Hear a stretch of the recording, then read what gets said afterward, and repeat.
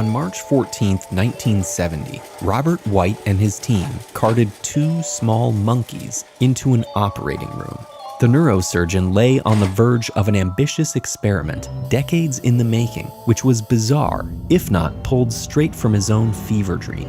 White's objective? Connect the head of monkey A to the body of monkey B in what he considered a whole-body transplant. White's ultimate goal was to one day perform this surgery on humans.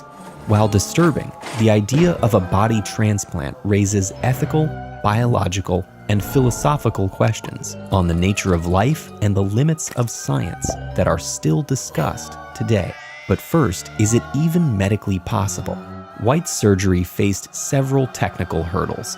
For one thing, it guaranteed paralysis, as no doctor then or now could reconnect a severed spinal cord. But White, a practicing neurosurgeon, thought the surgery could be life-saving for his patients with spinal cord injuries or progressive mobility diseases like ALS. These patients often face multi-organ failures and paralysis. So with a body transplant, he hoped to save their lives by replacing all of their organs at once. But paralysis wasn't the only challenge. Due to their high energy demands, brain cells require a constant supply of oxygenated blood to survive. Yet the transplant surgery would likely interrupt the brain's oxygen flow for hours. But White had an idea. When the brain is cold, its metabolism slows down and it relies less on oxygen. Experimenting on dogs and monkeys, White optimized a brain cooling technique where the brain's blood flow was selectively chilled and halted, while the rest of the body's blood remained warm and circulated.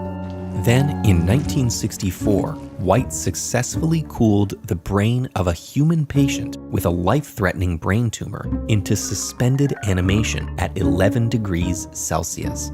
Whereas normally, the surgical team would have just 3 to 5 minutes to remove the tumor, with this new technique, they operated for over an hour without causing damage. Brain cooling revolutionized the field of neurosurgery and put White one step closer to his body transplant goal.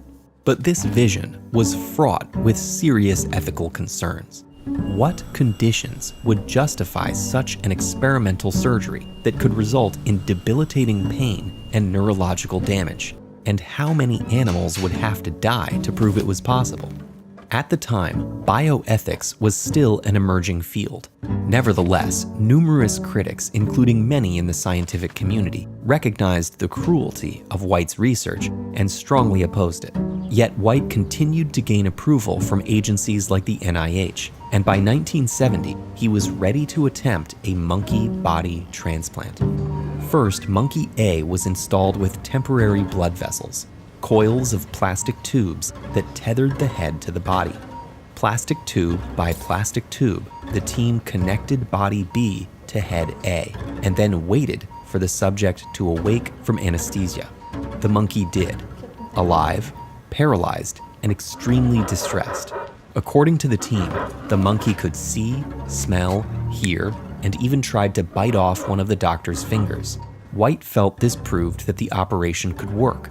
The brain appeared to survive a head transplant, and with high doses of drugs, could live without immune rejection. But had White performed a body transplant on monkey A, or was it a head transplant on monkey B? The surgery raises questions about the mind-body divide that have been debated for millennia.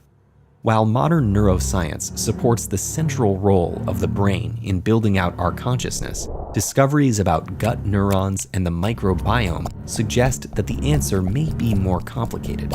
Does part of the self reside outside of the mind? The body and brain are interconnected by circuits and signaling systems, so what is lost by separating the two?